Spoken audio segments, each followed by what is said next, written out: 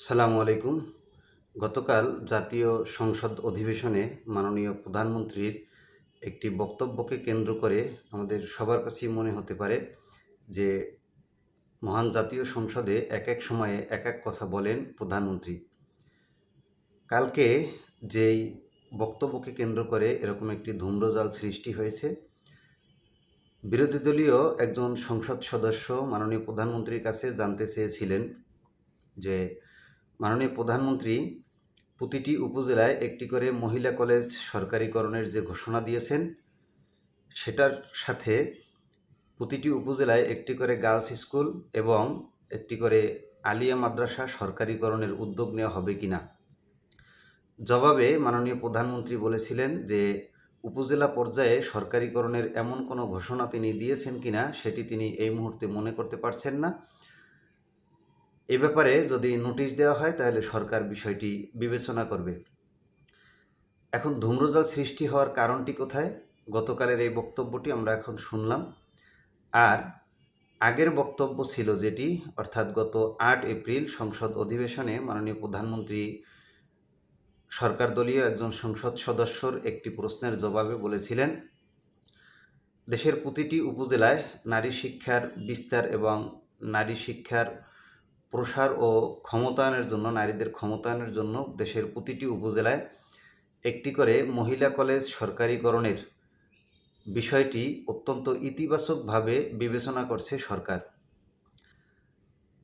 এবং একই সাথে এই সরকার দলীয় সংসদ সদস্য যখন জানতে চেয়েছেন যে আসলে প্রতিষ্ঠান কবে নাগাদ সরকারিকরণ করা হতে পারে, এর সময়সীমা সম্পর্কে যখন জানতে চাওয়া হয়, তখন প্রধানমন্ত্রী বলেছিলেন যে সরকারের বিদ্যমান যে নীতিমালা, সেই নীতিমালা এবং সরকারের আর্থিক সংস্থানের বিষয়টি বিবেচনা করে পর্যায়ক্রমে তা বাস্তবায়ন করা হবে এবং সেক্ষেত্রে উপযুক্ত শিক্ষা প্রতিষ্ঠান, এমন শব্দটিও প্রধানমন্ত্রী উচ্চারণ করেছিলেন।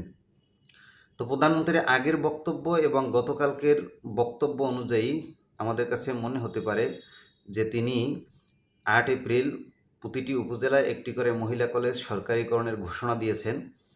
আবার গতকালকে তিনি বলছেন যে এই ব্যাপারটি তিনি মনে করতে পারছেন না। আসলে প্রধানমন্ত্রী জাতীয় সংসদে মহিলা কলেজ প্রতিটি উপজেলায় একটি করে সরকারিকরণের কোনো ঘোষণা তিনি দেননি। তিনি স্পষ্টভাবে বলেছেন যে প্রতিটি উপজেলায় একটি করে মহিলা কলেজ সরকারিকরণের বিষয়টি অত্যন্ত বিবেচনা করছে, ইতিবাচকভাবে বিবেচনা করছে সরকার।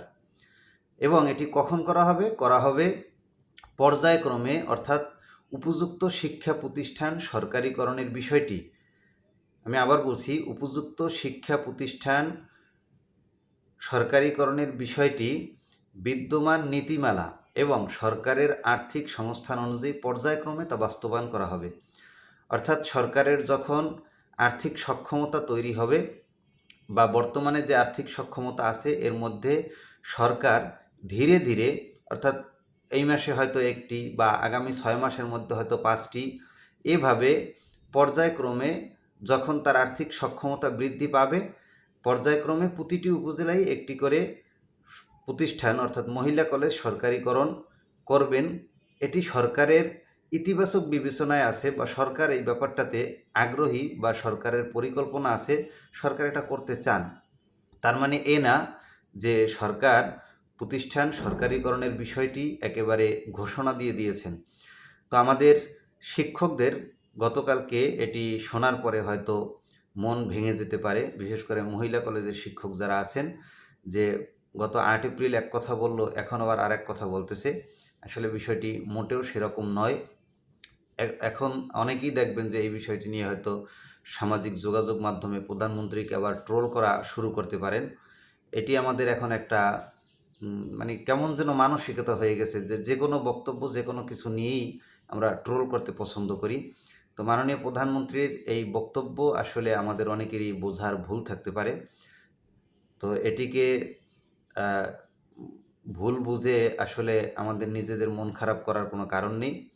প্রধানমন্ত্রী যেমন বিষয়টিকে ঘোষণা দেননি, এটা যেমন সত্য, তেমনি প্রধানমন্ত্রী এই নারী শিক্ষার প্রসার এবং নারীর ক্ষমতায়ন নিশ্চিত করার জন্য যে গার্লস স্কুল, তারপরে মহিলা কলেজ, এগুলো সরকারিকরণের বিষয়টি অত্যন্ত ইতিবাচকভাবে যেহেতু বিবেচনা করছে, আমরা আশা করি তিনি অবশ্যই আর্থিক সক্ষমতা অনুযায়ী ধীরে ধীরে এটি বাস্তবায়ন করবেন। ধন্যবাদ। আসসালামু আলাইকুম।